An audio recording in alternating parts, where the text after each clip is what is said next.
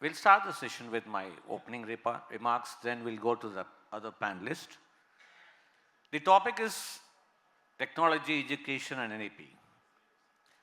My dear friends, the way the technology is revolutionary, we need to bring a lot of changes in our education system. In fact, knowledge, intelligence were making human beings smarter, but now technology is making machines smarter. This is where, and the biggest threat is knowledge is becoming automation.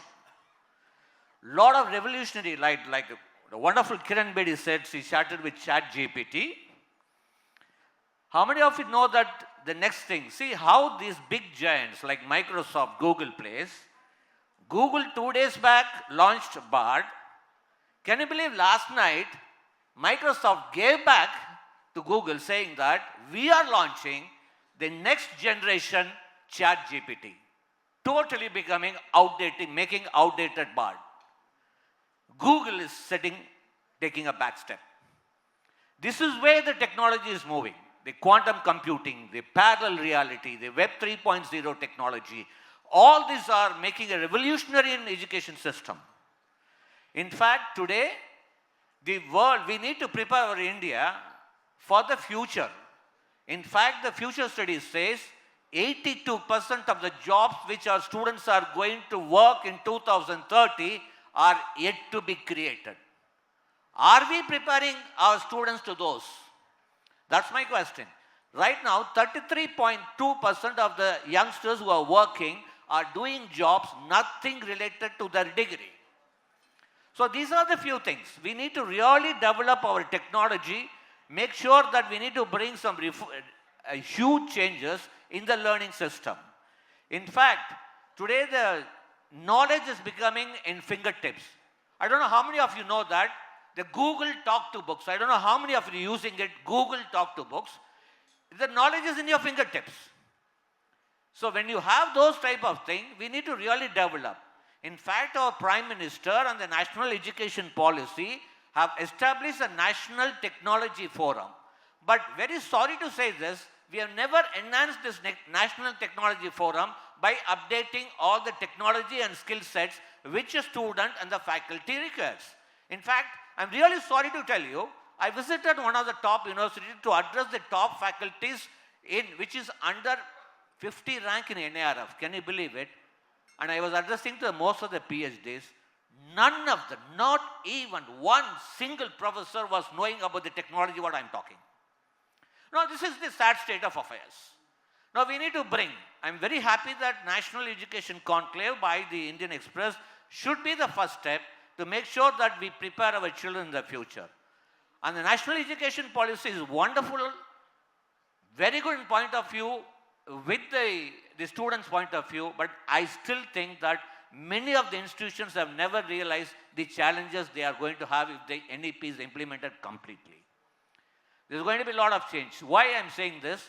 Because in future, the students are going to learn, prepare, not from one institution, from different platforms in the same academic year. So that is going to be the biggest challenge for the institute. Anyway, we'll start with the two big panelists. Sir, my question to you is, how do you change this technology is going to have an impact in our learning system? Now, technology today is having three important aspects. Why this complete technology in education and education technology, these words are coming at this point of time is fast computing devices availability. The generation to which we are interested in teaching, they are techno-savvy. They are 21st millennium generation. Data storage, processing, retrieving the data has enhanced like anything. And that is the reason why the technology in education has come to the place today and not 15 years back. So that is the basic reason in development of the technology.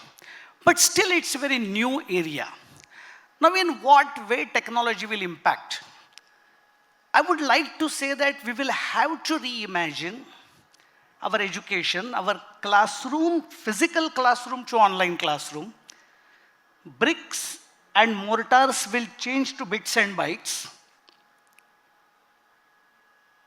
Role of faculty from information transformation to learning facilitator, and content of education will change from material content to digital content.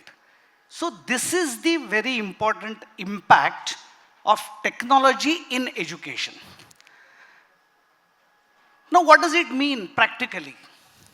Honorable Professor is here, who is a coordinator of SWAYAM, and you will find that 3 crores of students has enrolled on SWAYAM platform just to take online courses.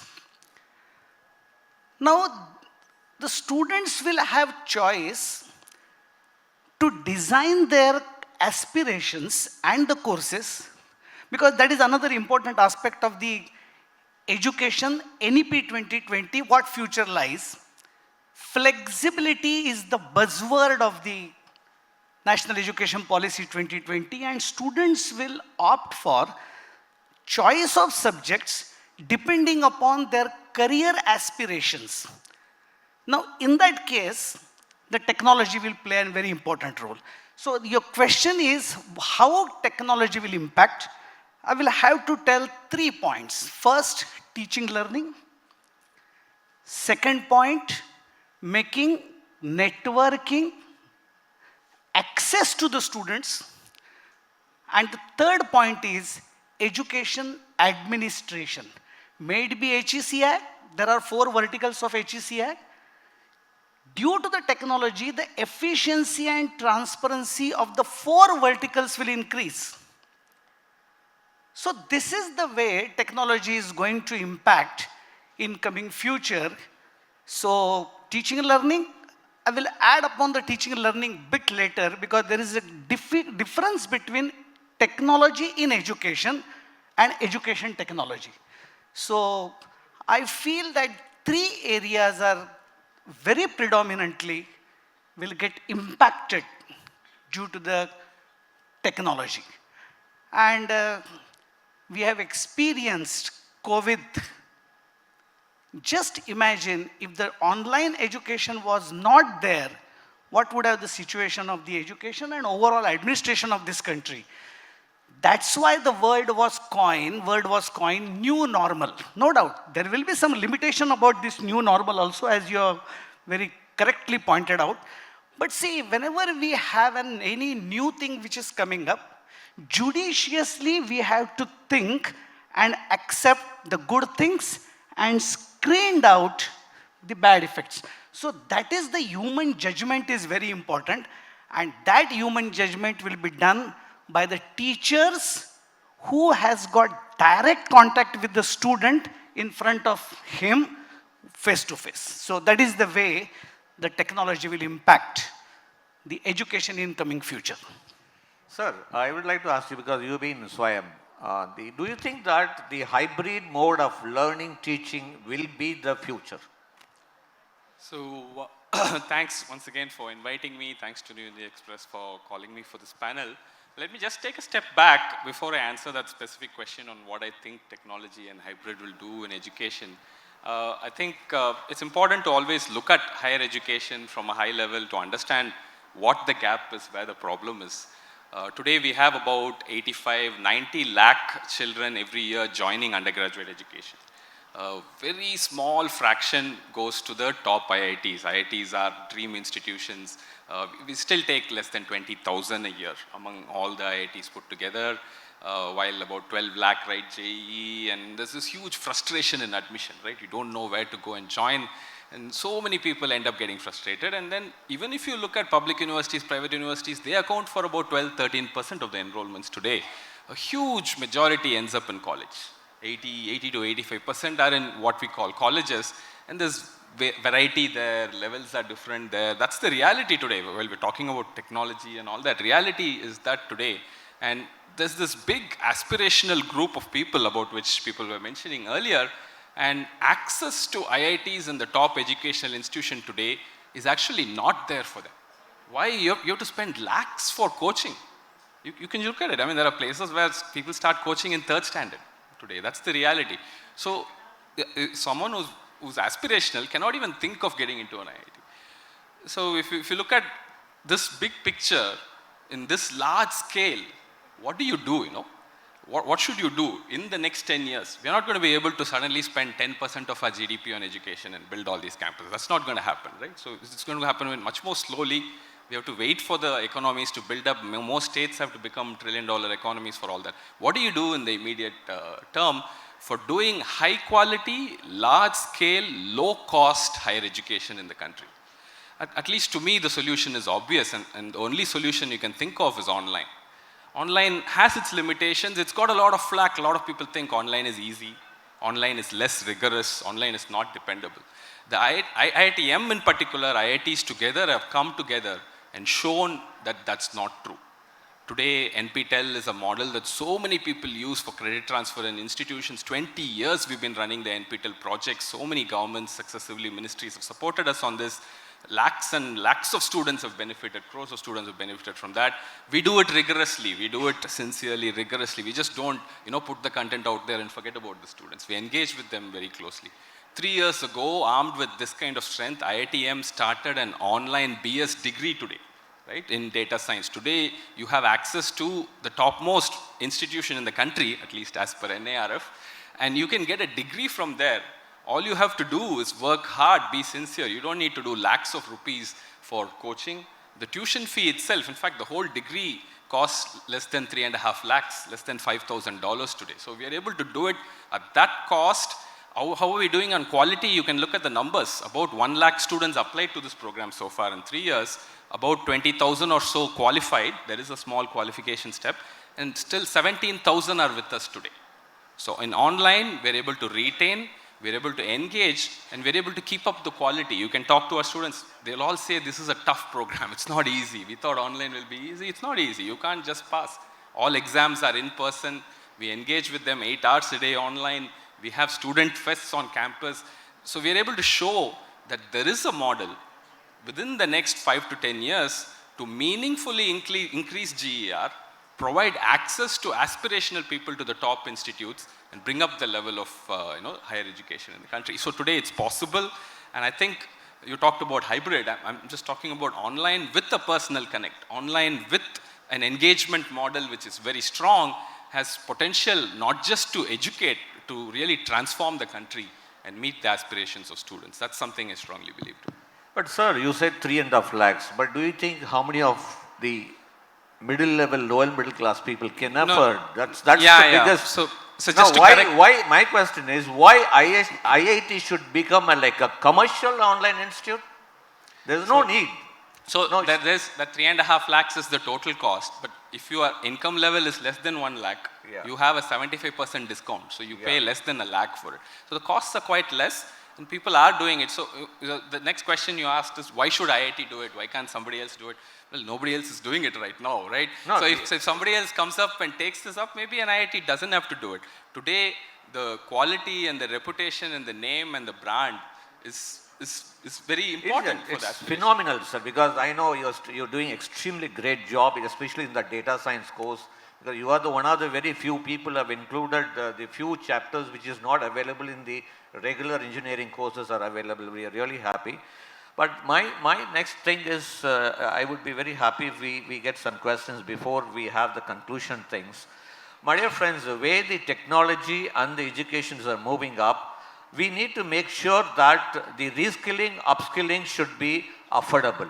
In fact, we were the first people to tell even the union budget that why don't we, the bank, consider to give bank loan for online education. Still no proper regulations have started coming. We all need to put together, put our hands and make sure that at least from the next budget, there should be some regulation. We have only the education loan is coming only for the regular. Why not when the world is moving towards hybrid, why not we have some loan? We have been successful. Actually, many of our students are able to get loans. So it is changing. It will take some time. I think you're right. It will be great to have budgetary provisions for it. Yes, sir. It will be fantastic. Now we need your support because we need all the educationists to talk about it. Yes, sir. My thing is, the Sridhar sir is there, great. He said that we are our aspiration. Do you really think there is a political shade in NEP? Shade of colors. Yeah, I personally don't feel there is a political shade in the NEP because when the redrafting committee and the earlier committee was working on the national education policy, if you look at the level of consultations done by both the committee members, it is enormous. No doubt by chance, it has come to a particular period when a particular political party was at the helm of the affairs. But I am very much confident, and my personal opinion is, looking towards the tremendous deliberations by a number of organizations, universities, vice chancellors, teachers. I just don't remember, but when the first draft at 2019 was put by the redrafting committee under the leadership of Professor Dr. Kasturi Rangan, lakhs and lakhs of suggestions were poured on the internet. And so I don't believe that this is a policy of a particular political party. It's a policy of people, because for last 34 years, the things have changed. Common parents and students were aspiring for the changes in the education system, and actually NEP 2020 is the result of that. And last but not the least, many times in such deliberations, people ask that NEP is nothing but the Modi's policy. I am very much against this particular statement because it is redrafted by an eminent scientist, former ISRO chairman, Kasturi Rangan, with a very fine deliberations and logistics. And so I feel that it is the policy of the common students, people's aspiration. So I don't feel anything about there is a political agenda or political shade in this national education policy. Sir, last question to you, sir. Last question. Sir, the way the technology is moving, SWAYAM, why not people like you can bring very specialized courses for the faculty? For example, the IBM says they are going to launch the first super quantum computer with 4,000 qubits. I mean, unimaginable the speed. I knew that you have started some course for the faculty. Why don't you throw open to even for the students? Because I know many students wants to do come out in quantum computing, parallel reality. All this type of new upcoming technology, why not you have a separate... We have a course on SWAYAM. There is a basic quantum computing course. Yeah, no, basic. It's a joint course. I'm talking about for quantum, how the MIT brought in Twist programming language, how the Twist is really moving the programming language. Why not we bring it to our students? So there is a course that's offered on SWAYAM today. Okay. IITM in collaboration with IBM offers that course. So students can go in and join that course, learn about quantum computing. Unfortunately, I think making the, up to code level you can write, but then running it on the computer, that time costs money, right? The money, so yes. That is a little bit more restricted, but if people who do well in the basic course, IBM is willing to support that as well. So today we have a course on this. So thank you very much. You have any questions? Yes, sir.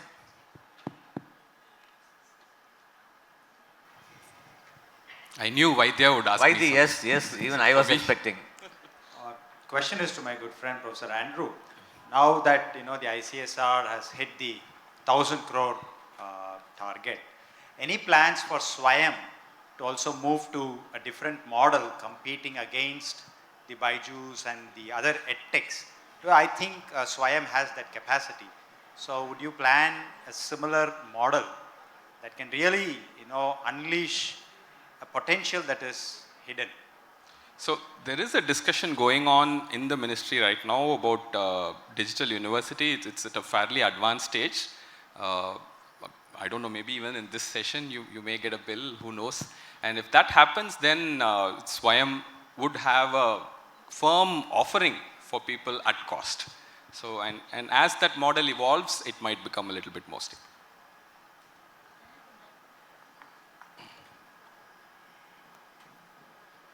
So, I completely concur with the panel that the NEP's implementation has nothing to do with politics. Modi ji and NEP are different. But can I ask you, people who are opposing the NEP, is there a politics behind it? The states which are opposing NEP, is it politically motivated? Yes, definitely there is, but we need to sort it out. The more the government sit and talk and sort it out, will be better, because we always feel that we should have a uniform policy across India so that none of any one particular state student should suffer. So what you said right, yes, there is some politics. We hope that it gets sorted out and make sure that from the next 2024, the entire country follows NEP. Yes, ma'am. Sir, it's, I still do not see millions of students in schools learning properly the computers. So years from now, you will still have a large bulge, aspirational but not skilled. Why can't we address this basic? And these are very bright minds. They're hungry minds, curious minds, designing minds. How do we address that? So that when we don't have a bulge of illiteracy, computer illiterate, and again then come up only the skewing up of very little. Why don't we start working on the base? Many schools, even good schools, even paid for schools, still have a computer class 1 period a month, a week. And that too only just basics or very little. So can we address this now before it's getting too late? Who addresses this? Ma'am, it has to be done, because why? That's why we educationists keep telling in the budget that please increase the GDP spending in education more to 6%. We are spending hardly about 2%. Only if we spend over 5%, we can bring all the possibility in the lower rural side. And that you rightly said, we need to do this, otherwise our rural students will stay back. Yes, I think she is very much correct. I think anybody else has to. So one of the amazing things I've seen, we have two people working for us in our own office. They are coders. Both of them can speak only Tamil.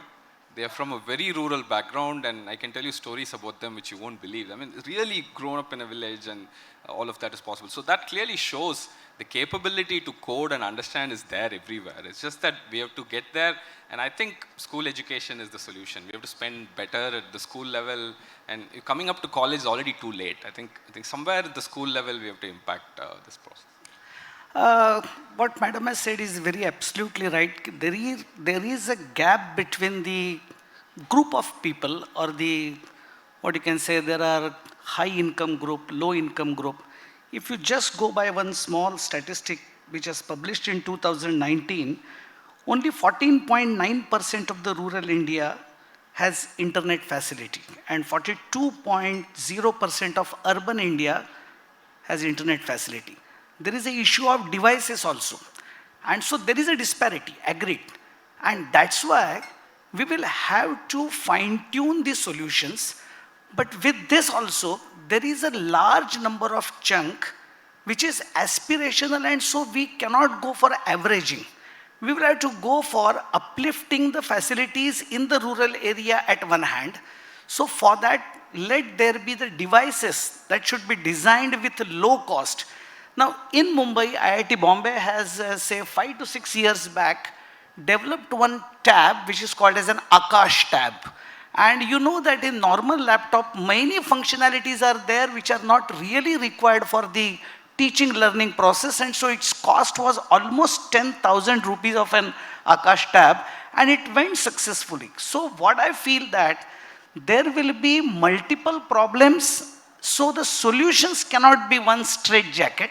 We will have to start with the giving the facilities, devices, internet, capabilities, penetration to the rural area at one hand.